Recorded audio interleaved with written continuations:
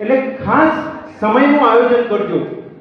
વિકે સાહેબે કહ્યું તમને કે પરીક્ષાની અંદર આ રીતનું આયોજન હોય છે. તમારા ગુરુજનોએ તમને સમજાવ્યું પણ હશે કે કઈ રીતે ઝડપથી લખવું. વિભાગ A 30 મિનિટમાં પૂરો કરી દેજો, વિભાગ B અને C 40 મિનિટમાં પૂરો કરજો અને વિભાગ D 45 મિનિટમાં પૂરો કરજો.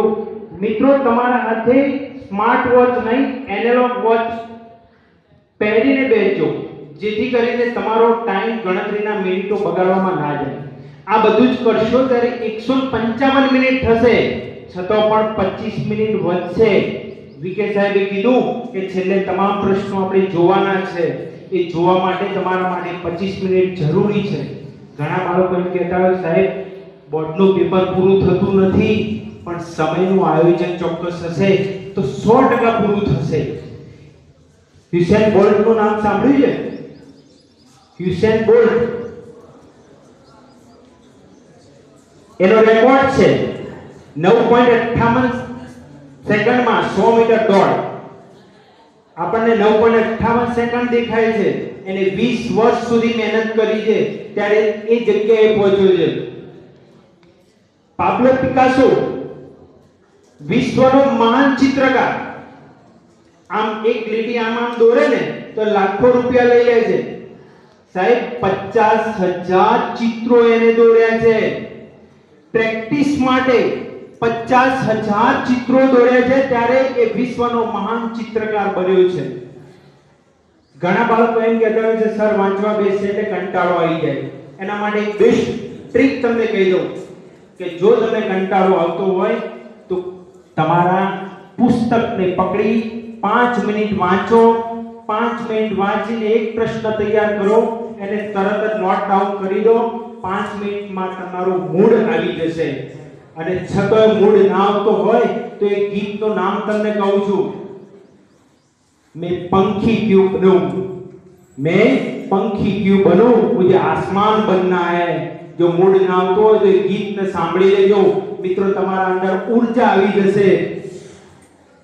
અને ખાસ એક અગત્યની યંગ જનરેશનને મારે વાત કરવી છે.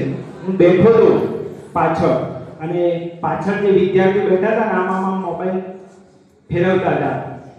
વંદે ભારત ટ્રેન અને એક્સપ્રેસ ટ્રેન બંને ટ્રેનો એક જ પાટા ઉપર દોડે છે, છતાં પણ કોણ વહેલા પહોંચાડે છે? વહેલા કોણ પહોંચાડે છે?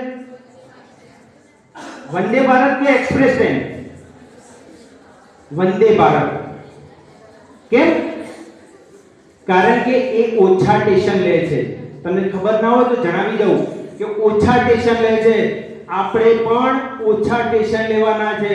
સામા વધતા ઇન્સ્ટાગ્રામ નથી જોવાનું, વધતા ફેસબુક નથી જોવાનું, યુટ્યુબ ઉપર શોર્ટ વિડિયો નથી જોવાના.